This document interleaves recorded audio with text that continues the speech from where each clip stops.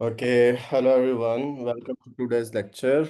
Uh, mm, Before we start today's lecture, I just want to say that today I will try to go over slides a quick, relatively faster as compared to the previous week because we are falling behind our tentative schedule.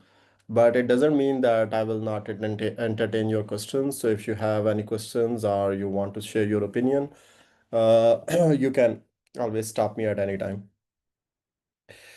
Okay, so again, I'm assuming that everyone is able to see the slides and hear me clearly. If not, please let me know. Uh, so these are the set of slides which we were covering last time. Let me go down to the point where we left last time, or maybe I can do it faster. Okay, maybe you can start from this point. So this is the last slide which we were trying to discuss last time. So we said that normally what happens that when we execute a process, whenever you run a application or execute a process, so its execution time is divided into different chunks in terms of like uh, computation and in terms of accessing IO devices. So the problem is like if problem is like if I say that okay, this is total execution time of a process, then maybe it will spend some time initially in execution, in computation, in computing something where it is, and by computation we mean that it is not performing any IO operation, and then maybe it will spend some other amount of time where it is trying to access IO devices or trying to access memory, right? So the time when it is doing computation, the IO devices of the computer system, they are idle, like here in this area, right? And so IO devices are not used. And when it is trying to access IO devices, then in that time period, your CPU is not used, right? So either CPU is idle or your IO devices are not used by any program. So which is the bad thing, because if there are other programs which also want to run, so what we can do is that when a process A is running and is doing computation, we can ask process B, okay, you can go ahead and you can perform your I operation. And when process A is done with computing and doing the ready to do the I operation, we can ask another process, let's say process C, to go ahead and do computation, right? So in this way, we can keep CPU and IO devices busy, right? So uh, this is known as multi-programming, right? So why we are interested in providing the multi-programming, I already gave you the motivation, because if we have a single application, it cannot always keep CPU and IO devices busy. So what we do is that we keep a subset of total jobs total jobs of the system in memory. We keep a subset of those jobs in memory. So definitely the jobs or the processes, they are passive entities. When they are not in the memory, they are simply files. You load them from storage or disk into the memory, and then uh, so okay, so here it is like uh, it is shown like jobs are residing in disk, and then you load a subset of them into the memory. Mm, if that is the case, then it's mean that you need to run the multiple processes at the same time, and which means that you need to manage the memory among them, because all of them need memory to be loaded, allocated in the memory, like they need a space. uh, and also once let's say you want to let's say process A, which was running computation, is now waiting for IO, and it's mean that you want to run another process from the main memory. You want to allocate it to you want to run it on the CPU, then it's mean you need to select among all of those which are ready to run, are the candidate processes. So this is known as CPU scheduling, and we do it based on some criteria. We will cover all those related topics about CPU scheduling later in week 6 or 8. Now, We said that okay, we want to do the multi-programming so that we can keep our CPU and IO devices busy all the time as long as there is something to do, some work to do, right? But uh, again, nothing is like free of challenges or free of issues. There are situations where multi-programming can go wrong. For example, consider a situation where you are running a process and it is always ready to run, which means let's say it never needs to do any IO. It is like 100% computation, never accesses any IO device. So it always occupies the CPU. So if that is the case, it's mean that other processes which are waiting or other jobs which are waiting for their turn to run, they will never get a turn and they will be like experience an indefinite delay, right? On a, so if like the other jobs which are waiting, they are representing interactive applications, then the user will experience that he or she is not able to interact or to like get any kind of output from their application, which is a bad thing. So what we do is that uh, we design CPUs, or we design system, not CPU, we design system in such a way that uh, we make CPU to switch the jobs or jobs frequently, so that the users can interact with each other while it is running its own applications. So it's so necessarily what we are saying is that we don't wait for a process to initiate an IO operation before we can actually ask it to leave the CPU, and so that we can assign CPU to another process. So we don't want a process uh, to start requesting the IO operations. So this is known as time sharing or multitasking, irrespective of whether a process needs the IO operations or not. We still time share the CPU among all the processes which are ready to run. So as a result, what happens is that we cannot end up in a situation like this where a process is always ready to run, because here our definition of being not ready, always ready to run was that not needing an IO. But now we are saying even if you don't need IO, still I will allocate you some time, and for that time you can run on CPU. Once your time is expired, I will give the CPU to another ready process which is waiting in the which is waiting for its own turn. Okay. So, for interactive application, ideally we want to keep the response time less than one. Response time mean less than 1 second, and response time here meaning that the time duration to in which a process or an application can give an output or can read an input from the user. And maybe you have noted in these slides and like in previous lectures that sometime I am using the word process, or sometime I'm saying application, sometime I'm saying program, jobs, tasks, so on. Uh, yeah, these terms can be used interchangeably, but to be precise, there is a difference. So program is so actually what happens is that we have our applications or programs written and then stored in the disk as files. So when they are sitting in files, our programs, when they are sitting in file, they are passive entities. They are actually not doing anything, right?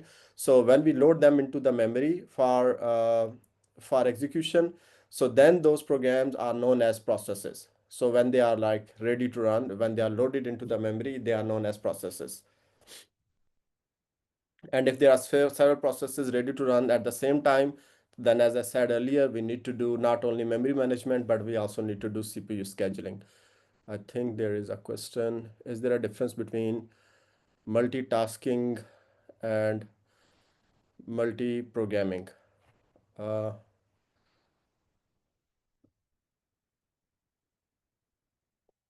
as far as I understand, I think these are two different names of the same concept or same approach, but I'm not 100% sure.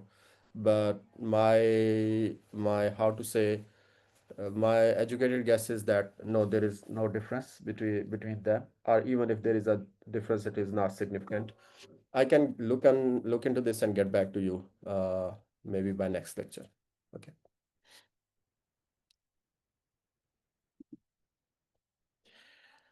Okay. Uh,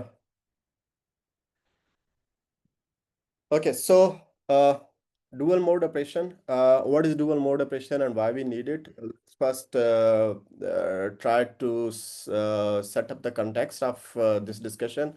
So we know that in like computer we have operating system and other multiple user programs or applications who are running at the same time, and when they are running at the same time, it's mean that they all of them operating system and those applications, they are sharing the hardware and the software resources of the platform, right? So now consider a situation where we have a malicious user program which attempts to cause incorrect execution of another user program, for example, by overwriting its code or data in memory. Or maybe it tries to corrupt the OS itself, for example, by corrupting an interrupt service routine or by corrupting the interrupt vector, right? Which we have covered in previous lectures, right? So if that is the situation, or if we end up in this kind of situation, it's mean that we need to protect uh, applications. We need to protect a given application from other application, and not only that, we also need to protect operating system from user level applications, right? So which mean that we need to kind of like set some kind of uh, wall or some kind of separation between them, right? So how can we do that? So if we want to do that, if we want to set up any kind of separation between processes in terms of like what they can do and what they cannot do, and similarly between processes and the operating system. So first thing we need to know to do is that we should be able to distinguish between OS code and a user process code. So if something, an instruction or as a code is running on the CPU, we should be able to know whether this code is a kernel code, operating system code, or is it the code of a user level process, right? So so not only that, we also need to identify or differentiate between user code, between the code belonging to different processes. Let's say a code is running and it belongs to process A, and then at some other time another piece of code is running and it belongs to process B. So if I want to protect process A against process B, then I need to be able to identify whether this code running it belongs to process A or process B, right? So, uh, and once we can do that, then after that, we can assign different privileges or permissions. Like if we are able to distinguish between OS and user processes and to differentiate between different user level processes, then based on their identification, we can assign different privileges and permissions. And then we can like devise some kind of mechanism to protect them. So, but how can we distinguish between OS and user processes? For that, computer hardware provides you a bit which is named as mode bit. Uh, it provides you the ability to distinguish when system code is running or system when system is running user code or kernel code. So when user code is running, mode bit is set to value of 1, and when kernel code is running, the mode bit is set to to value of 0. So but again, you can ask, okay, if system code is running and who is setting the bit, and whoever is setting the bit can do a malicious thing. For example, when kernel code is setting, that entity can set the mode bit to 1 to just represent the false information, and it can also do the vice versa, right? So which leads us to the question that how can we guarantee that user do not explicitly set mode bit to kernel 0? For example, if there is a malicious application, okay, I will take your question, let me complete this slide. So like let's say if there's a malicious application, we said yes, we have mode bit, but what if a malicious user application is running, it sets the mode bit to 0 to indicate that, okay, I am kernel, while in reality that application is not kernel, that is a user level application. So the solution that is that your hardware provides special instruction to switch the mode, to set its value to like 0 or 1, and that instruction is a privileged instruction, which means that it can be executed only by the kernel code or by the operating system code. A user level application cannot execute that instruction. And if a user level code will try to execute that instruction, then an error will be raised and it will be trapped or handled by the operating system. So when we, for example, when a user level application asks to invoke a system call, so system call actually traps into the kernel level code, and which means that at that point when system call is invoked, at that time point, your mode bit is changed from user to kernel mode. Okay. Uh, okay. Does sudo make your code from the kernel? No, it doesn't make your code from the kernel. It actually only gives you the permissions. You are still a user, but like, for example, in Linux, when you are you need certain level of, for example, if you need to perform certain functions, you need to have privileges. And for that, you need to use the sudo, which actually means that the system will ask for the credentials. And if you provide them correctly, then you will be given the permission to perform that particular function or task. Otherwise, you will be not. So, but your code is not like you cannot make your code to transition from user level code to the kernel level code by providing the correct credentials for sudo.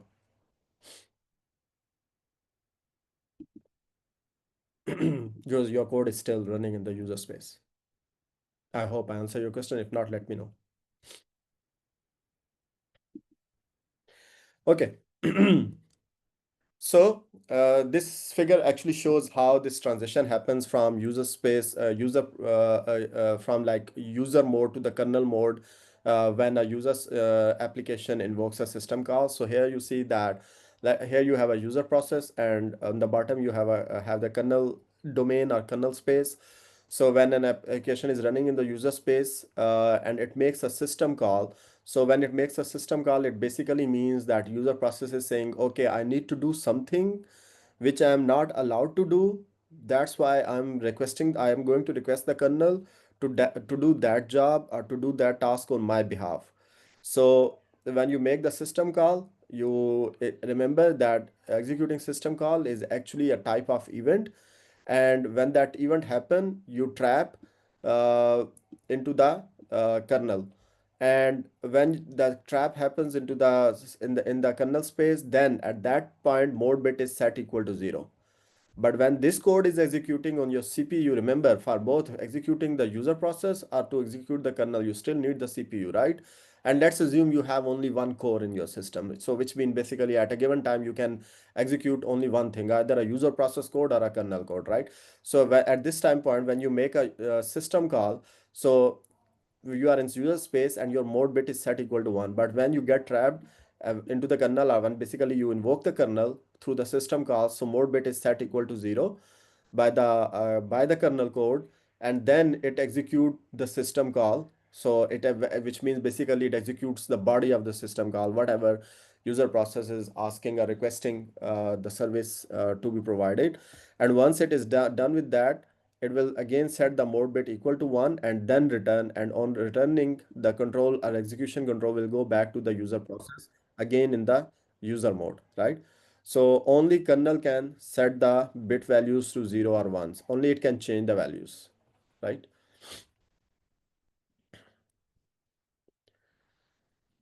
Okay. Now let's ask us a question like, for example, if you have a user process and let's say somehow because of maybe some bug in the code, it gets stuck in an infinite loop and then it never releases the CPU, right? So if that is the situation, then what will happen? What are the like implications? So if that happens, then your OS will never get the CPU control, and other processes they cannot be scheduled, right? And as here we are assuming that like if there is no time sharing, right? So we are talking about multi-programming. Actually, to enable the time sharing, you have to have the timer. Otherwise, you cannot achieve the time sharing, which we talked in one of the previous slides, right? So in time sharing, what you do basically, you allocate a specific amount of time for a process to run on a core. So when once that time is expired, what you do is that you ask that process to, okay, leave the CPU. I'm going to assign this CPU to another process which is waiting for its turn, right? But for that you need to keep track of the time, right? So but let's say if we don't have a timer in our system, so what will happen is that if a user process gets stuck in an infinite loop and never releases the CPU, so then OS will never be able to get the control of the CPU, and other processes, they cannot be scheduled, because for scheduling you first have to who performs the scheduling? OS. But if OS never gets the CPU back, never gets the turn to execute, then it will not be able to schedule other processes to run, and hence other processes will not be able to make any progress. And even the process which is stuck, it is also like stuck in an infinite loop, not doing any progress, right? So how can we avoid the situation, or how can we break this kind of problem?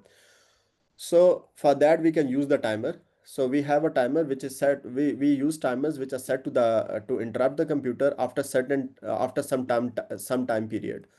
Uh, so what we do is that we keep a counter and we decrement its value by every clock. So when counter is zero, then we generate an interrupt. So like let's say for example, I have a counter and I initialize it to 10. Then on every clock tick, it is reduced from like 10, it will become 9 and then 8 and then it will keep reducing and finally it will become 0, right? So I will allow the process, I will like before setting the timer here, I will schedule the process and then I will set the timer and then wait for that process to complete. If the process completes before the timer expires, it's mean that okay, there is nothing wrong with the with the process. It voluntarily release the CPU, and now I can schedule another process. And when I say I, it's mean the operating system. However, if there is something wrong with the process and it never releases the CPU, what will happen? The timer will expire and will reach the value of 0. So when it reaches the value of 0, I will interpret it like process is stuck somewhere and it is not going to release the CPU. So forcefully, I will, then I have two options. Either I will forcefully remove I will take back the CPU from the process and I will allocate it to another process, or another option is that I will give it some more time, which is maybe I will again uh, initialize the counter to 10 and then I wait for 10 more cycles, and maybe this time it successfully completes its execution before the value hits the 0, right? And if not, then maybe I can say, okay, I have already given you sufficient amount of time and now I am going to forcefully take away the CPU from you and I will give it to another processor. Okay, so when counter reaches the value of 0, we generate an interrupt and then the operating system handles that interrupt. And in that handling, what it can do, it can allow some more time to that user process, or it treats it as a fatal situation, which basically means it terminates the process. Now, keep in mind that this operating system, only the operating system can set the counter values through privileged instruction. Why? Because if setting the counter is not a privileged instruction, then it's mean that any user process can set the values of the counters. And if this is true, then a malicious process can do what? Like when it starts executing, it can set the counter value like to maybe, I don't know, let's say 1000 or some large value, and keep it occupied, and before the counter becomes 0, let's say here, it again issues an instruction and set the counter value again to 1000, let's say. So in this way it will be never expired, and if it is never expired, then interrupt will never happen and OS will never be able to uh, handle that interrupt, right? So that's why setting the counter is a privileged instruction and only kernel can do that. So you do the timer setup before scheduling a process to regain or terminate program that exceeds the allotted time, as I explained. Any questions?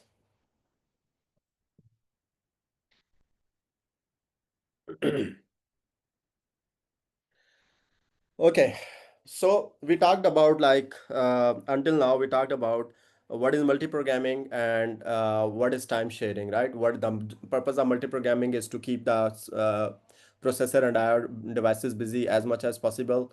Purpose of time sharing is to basically increase the responsiveness of the system. And then we also talked about timers, right? So why timers are needed.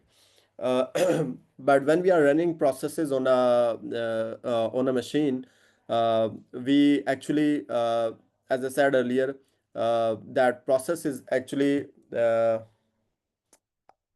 program which you have loaded in the memory. When you have not loaded in the memory, it is just residing in the disk and as a file, and it is known as a passive entity.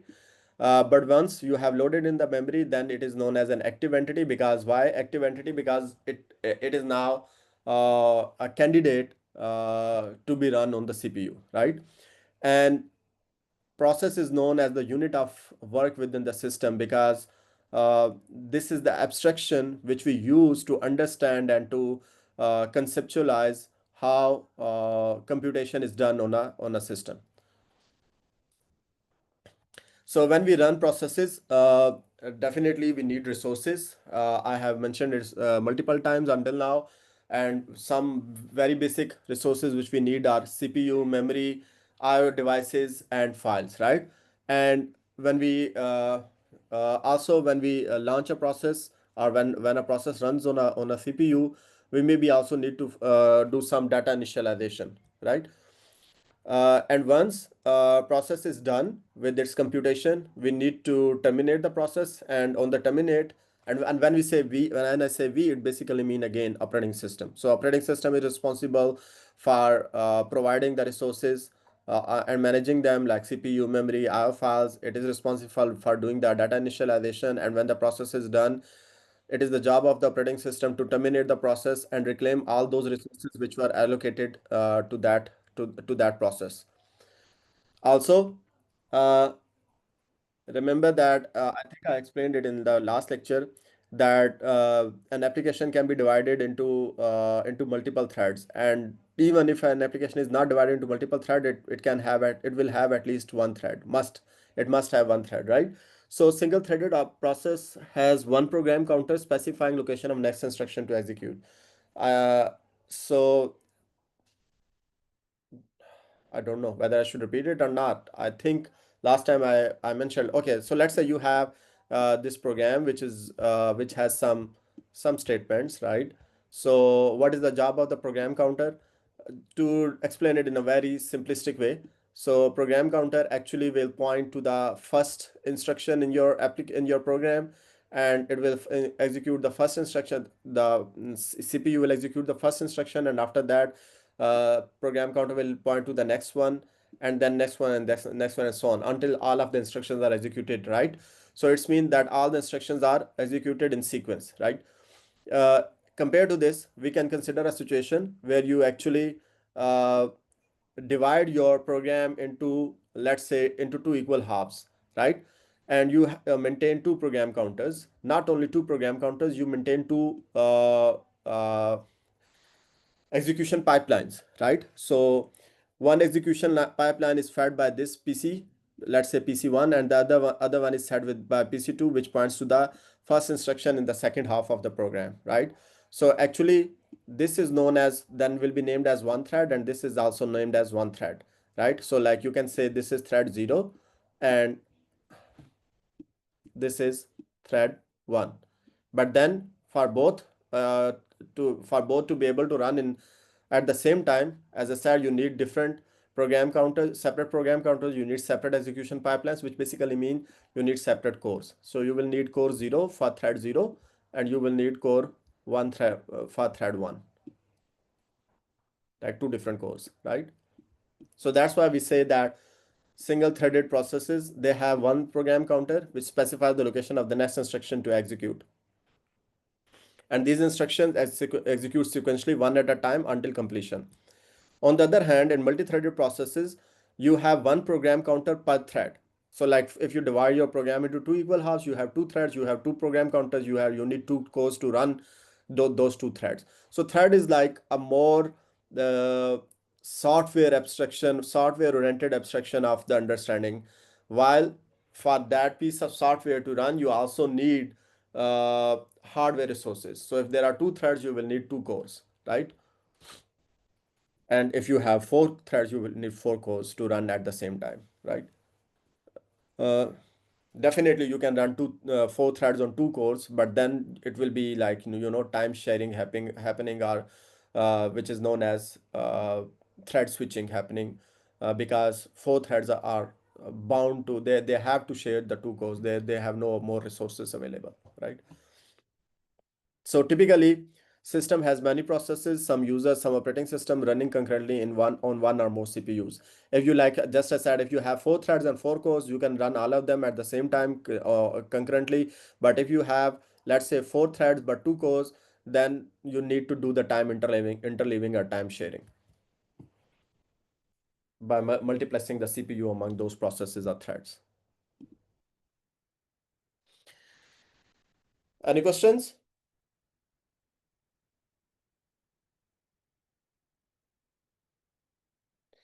Okay, so if we so it's mean that in order to run multiple processes on the same machine, which need, all of them need CPU resources like CPU, memory, IO files, all of them need to, maybe they need the data initialization. When they terminate, we need to reclaim their resources. We need to keep track of like on what cores which thread is running. And if the number of cores are less than the number of threads, then we need to do the time sharing or time interleaving, right? So all these things, who is responsible for performing all these activities? Actually, it is your operating system, which is who is responsible for creating and deleting both user and system processes, suspending and resuming processes. Suspending, why? Because let's say if you have two cores and you are running four threads, so when you do the time sharing, so definitely one thread will be suspended because we are giving the turn to another thread to share the same CPU. So, and then it will be resumed after some time when the other thread will be kicked out, and the one which was suspended is again resumed, right? So operating system will be responsible for doing that. And it will also be responsible for process synchronization, because sometime processes or even threads, they need to synchronize with each other, to coordinate while performing a common task. And even they may need to communicate with each other. Again, there is the synchronization can be needed among the threads of the same processes, or synchronization can be needed among between two different processes or among multiple processes. Again, same goes for the process communication or communication. Communication can be like happen between two threads, or it can also happen between two different processes. And there can be situations when we end up in our deadlock, where actually uh, there are two, let's say there are two threads or two processes, and let's say process A and process B. Let me do it here. Let's say you have process A and you have process B, right? And both of them, they want to do their computation, or they want to execute, right? But for the purpose of execution, they need two resources, resource one and resource two. Both of them need these two resources, right? Now let's say that if process A gets the resource R1 and process B gets the resource 2, but then none of them can make the progress. Why? Because process A needs R2 to make the progress and process B needs R1 to make the progress. So we end up in a deadlock situation, right? So then who will be responsible for implementing the mechanisms where we can avoid the deadlock, and for the situations where actually the deadlock happen, to detect it and then to do some kind of uh, resolution, so that at least one of them can make the progress, right? So actually it is all of these responsibilities fall on operating system. Then if we have multiple processes running at a time, then as I said earlier, we first need to load them in the memory from the disk. So if we load them in the memory, maybe all are part of their code, which basically mean instructions. They must be in the memory, uh, and also all are part of the data that is needed by the processes for their execution. It must be in memory, right? So uh, the memory management is the responsibility of again operating system, and where our operating system determines that what code or data of a process is loaded in memory and at what time, right? Remember that we are let's say if we have a process which is huge in data usage, like uh, let's say if you have 16 gigabyte of RAM, and you have, let's say, two processes, and both of them are operating on 8 gigabyte of data, then it's mean that the memory itself is not sufficient even to run these two processes. Why? Because their total data size is 16 gigabyte. On top of that, you need to also load the code, right, which operates on that data. And even and uh, you cannot support any third uh, process, right? So we need to, it means that we need to manage the memory. Maybe what we can do is that instead of loading a whole 8 gigabyte for each process, maybe we can upload only 1 gigabyte, or maybe uh, even less amount of data for both processes. That's the data which they need at the current time, at the given time. And when they are done with that, we can move out that data from the memory into the disk, and then bring the other data blocks which they need in the future, like in the future computation, right? And so in this way, they will be occupying less memory space, and we will have memory space available to support other processes. But then this is, who is going to manage it? Operating system, right? So operating system determines that what code or data of a process is loaded in memory and at what time. As a result, we have optimized CPU utilization and computer response to users, because then we can be able to support more processes, uh, and users will not feel like their applications are slowing down. So memory management activities, it include the responsibilities like tracking of which part of memory are currently being used and by whom, right?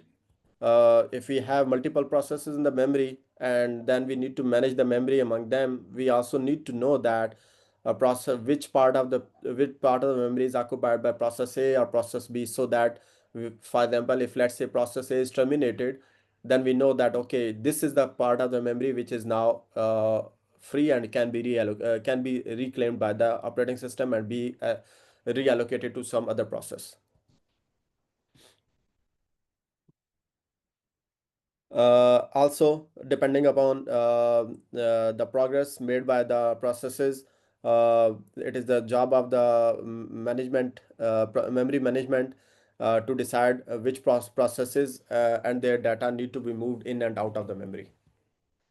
And as I said, also it results in allocation and dynamic allocation and deallocation of the memory as needed, depending upon, like, for example, if a process is terminated and its memory become available, then it can be reallocated to some other process. Any questions?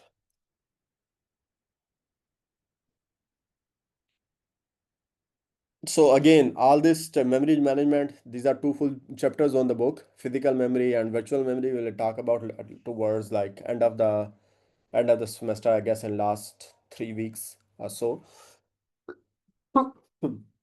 But here we are like setting up the stage for everything. Okay, so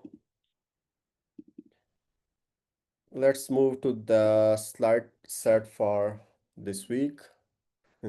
So we were supposed to do this on Tuesday, but I was not able to uh, do so. Okay, so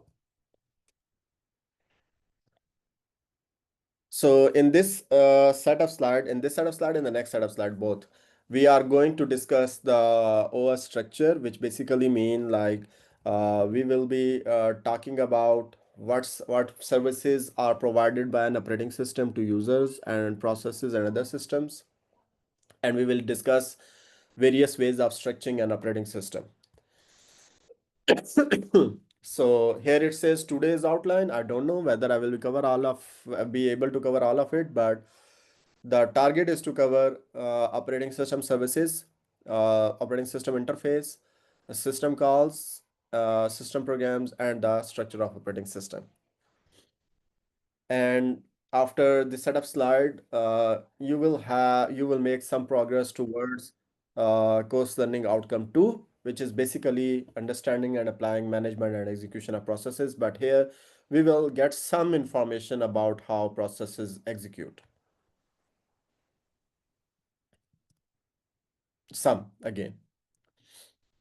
Okay, so we can look at a operating system from three different angles. We can look at operating system in terms of like what OS services or what services they provide. Second, in terms of what kind of user interface they provide to the users to interact with the operating system or to request those services. And also internally, what are different components of an operating system and how those components they interact with each other. So let's first talk about the first view, which is uh, what services are provided by an operating system. So the services provided by an OS, we can divide into like two categories: those which are more oriented toward users, and those which are more oriented toward internal efficiency of the operating system itself. So if we talk about those services which are oriented toward users, first of them is like user interface, because this is the first place or the first tool through which a user interacts with the OS, right? And when user uses an interface, uh, it most of the time it is asking some task to perform some task. Like for example, if you are using Ubuntu or Linux, so you are saying, okay, ls in a directory, you just say ls, which means list file. So you are asking basically, so by saying ls, you are invoking the interface to do some job, right? And as a result of that interaction, your interaction with OS, when you say ls, some program or some process will be executed, and the job of that process will be to list all the files in the current directory, right? So which means that a process execution will happen, right? So when a process is executed, so during its execution, it may need to perform IO operations, right? For example, even say, simple as that, like ls, when you say list all the files, so your process is not only like searching your current directory and listing all the files, but then it is displaying them on your screen, which is performing an output operation, right? So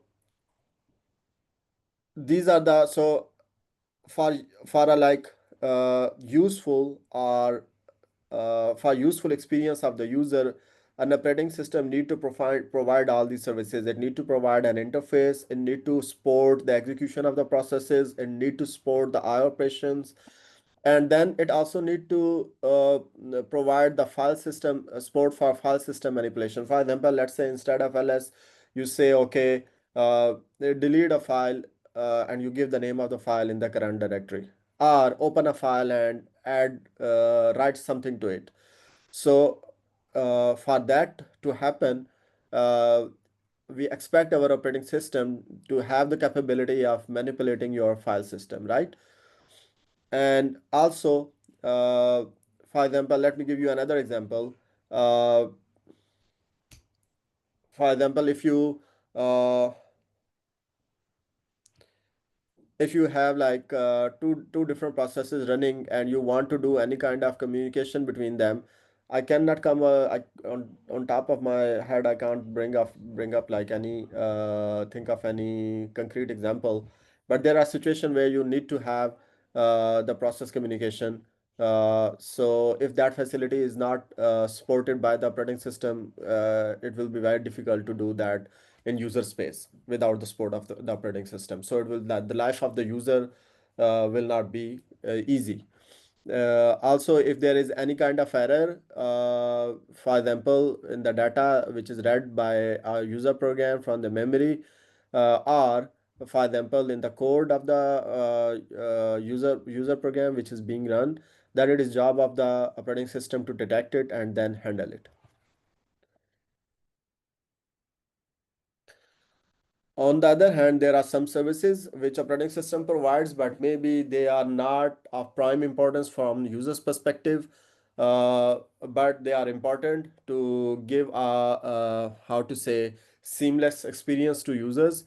For example, resource allocation. Just like I said earlier, if you are running multiple processes and you are low on memory, then you need to manage the memory in a efficient way so that users don't experience its effect, or even if they experience its effect, it is minimal. So they will definitely experience an effect if you are low on memory, but your job of the operating system is like, okay, hide, try to minimize that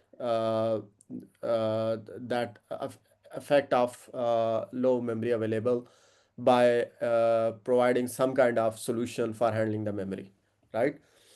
Logging is basically about like monitoring how long a process is run, how much CPU time it consumes, how much memory it consumes, how much memory bandwidth it needs, and so basically you keep all these information, and this is important not in typical desktop or personal computers, but in systems where you are how to say, uh,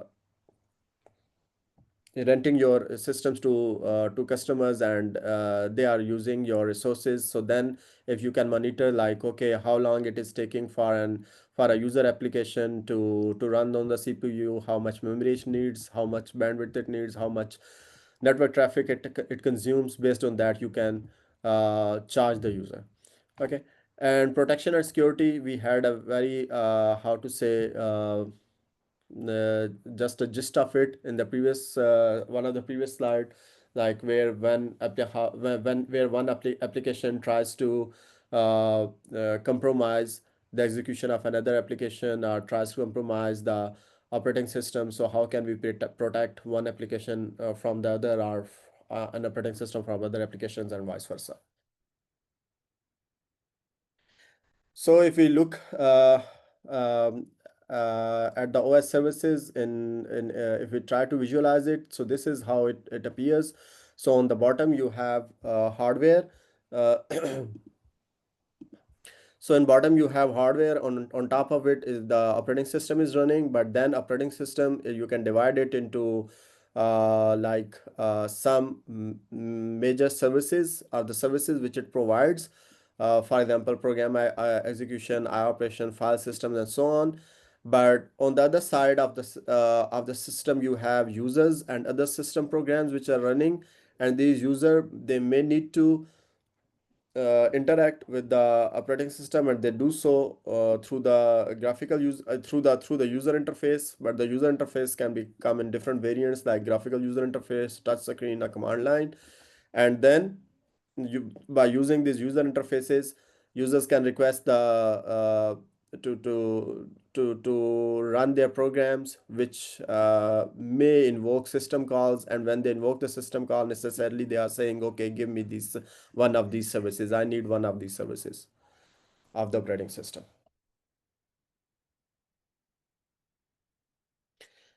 Okay, so the second view of an operating system is defined by the interface which is provided by the operating system to the users, like how users can interact with the OS.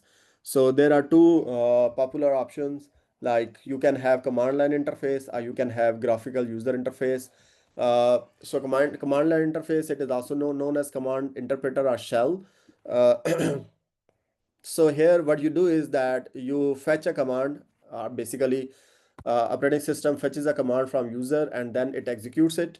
Uh, the command which is provided by the user, it can be, it depends on how it is executed. It may be executed in kernel space or as a system program. And then how it is implemented, it depends. It has many flavor. One option is that command is built in. Command is built in, for example, uh, how to say. So when you say, for example, a list, command in Linux. So when you say ls, so it is executed. But then how is it executed? Is it executed as a kernel code, or is it executed as a system program? And the other thing is like, uh, is it part of the it is implemented in the command line interpreter, or is it implemented as a separate program, right? So what does it mean by implementing it as a separate program? So it means like, maybe I can draw here a simple uh, example. So let's say you have this command line interpreter code, which supports different commands like ls, and let's say pwd, or which is like current working directory, or maybe I don't know, other commands like make directory and so on, basic things, right?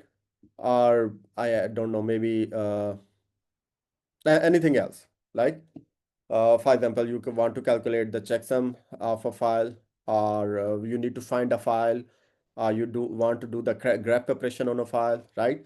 So let's say it's had all these commands which are implemented in the code of the command line interpreter, right? So you simply enter the command and it performs the job, right? Now, the one option is that you implement all of these commands within the command line interpreter. The other option is, but the other option, okay, before going to the other option, the issue with this one is like, if you want to support a new command, then you need to again extend the code of the command line interpreter and modify it, right?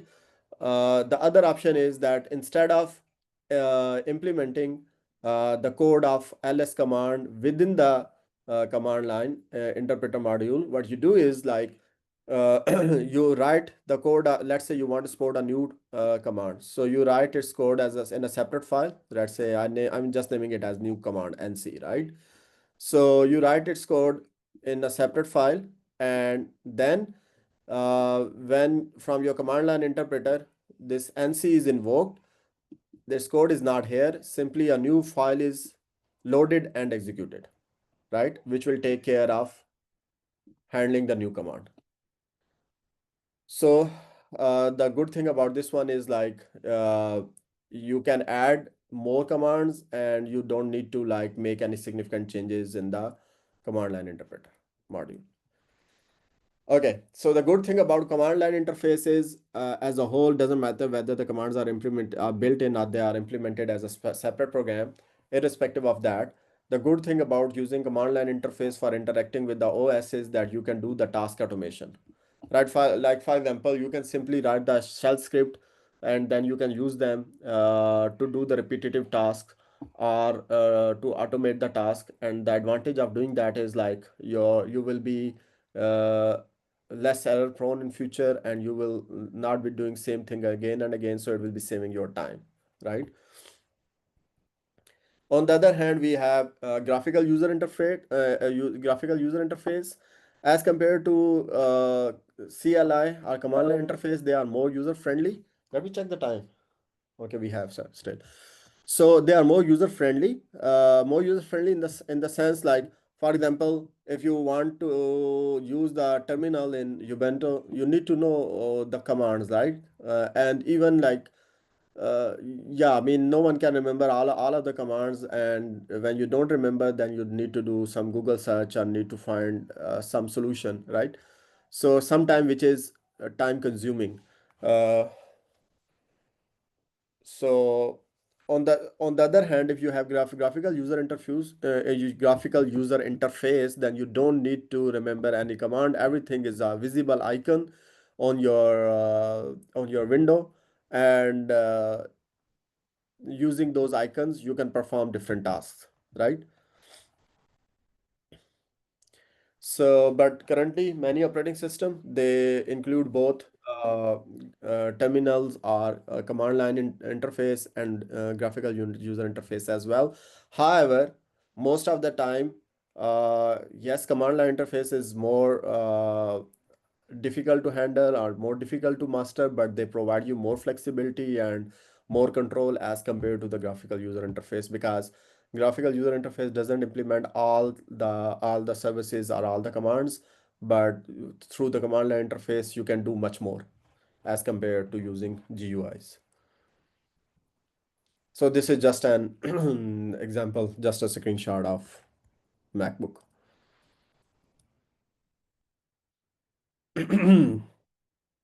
Okay.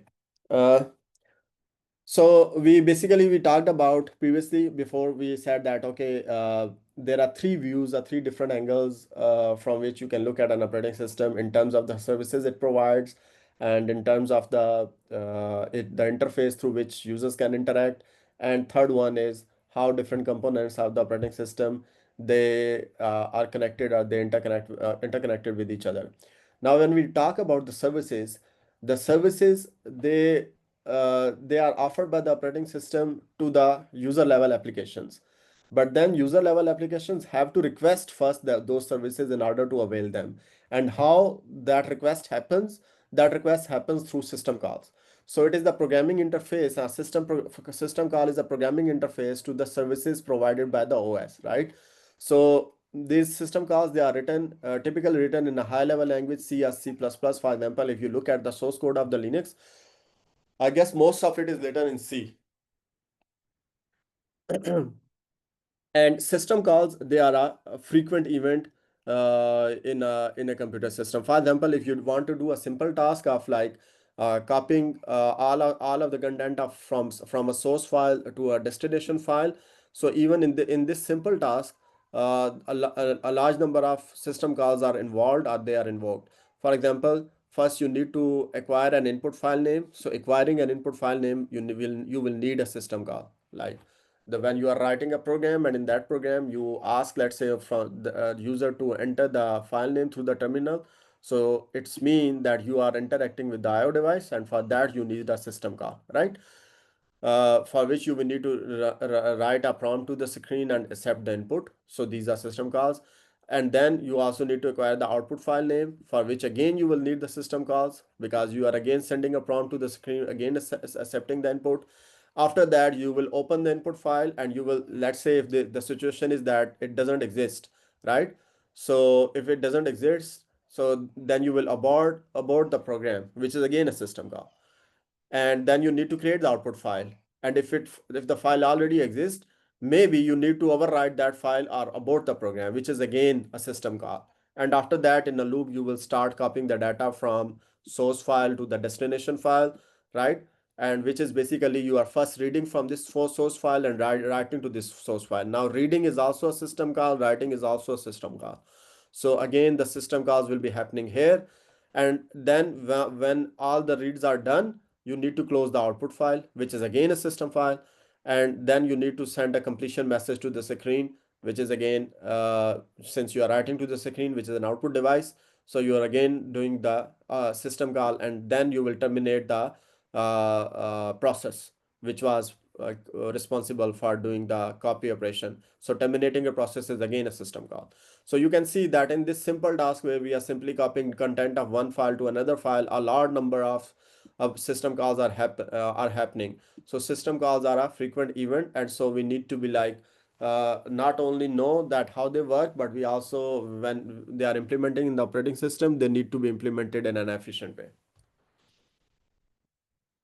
So mostly system calls are accessed by programs via high-level application programming interface rather than direct system calls. So it is not like when, for example, in your program, for example, you guys have, I am sure you have done some programming in C or C++ or Java, right? So when you say, okay, print some string on the console or on the screen, so you are, for example, in C you are saying printf, or in C++ you are saying C out. In Java, I forget. Is it print? I guess it is print. If not, you can tell me. Uh, so when you say printf or C out, so you are actually saying, okay, write something on the output device. But then printf or C out is not a system call. So you are writing in your program, you are writing printf or C out, but not system calls. So what happens is that your printf is actually like an application programming interface. It makes your life easier because you don't need to remember the syntax of the system call, which will be then uh, triggered by your printf statement at the end. Eventually, printf will trigger a system call to write the data on the console, right? So why we need these application programming interface? Because one thing, they make your life easier. They are user friendly as compared to using the system calls. And second, they make your programs portable. So how they make your programs portable? Because let's say if the same application programming interface is available on another machine, like let's say I have written a program using an application programming interface, and that interface is also supported on your machine, then you can run my program, right? Otherwise, it will not be easy to port the programs across the machines. Still, there are some details about portability which we will talk about later. But if same API is ported on two different machines using the same operating systems, then program written by one user can be run on another on the other system. Okay. So here is just an example of a standard API. For example, if you want to read data from user, so you need to invoke uh, this API read. So which basically takes three parameters. One is the file descriptor, the file from where you are going to read. Even the IO devices, they are handled as files, right? Uh, for example, if you want to read from your console input, so you provide a file descriptor for that. Second, you provide a buffer, which is actually a location where the data will be placed. So you are reading data from a file and then placed in a buffer. So you here need to provide the name of that buffer, address of that buffer, and then the count, which is basically that how many bytes will be read and placed in that buffer, right? And then this API will give you a return value, which is the size of the data that is read from the file and placed in the buffer, right? So this is just an example of API. So when you are like writing a program, then you will use this API. But then at the end of the day, what will happen that this API will trigger the invocation of the system call, right? How? We will talk about it later. We have an example. Okay. Uh, Okay, let's stop here because now it's 34. We can continue from the same place, same start next time. Please go ahead go to the canvas and start doing your quiz.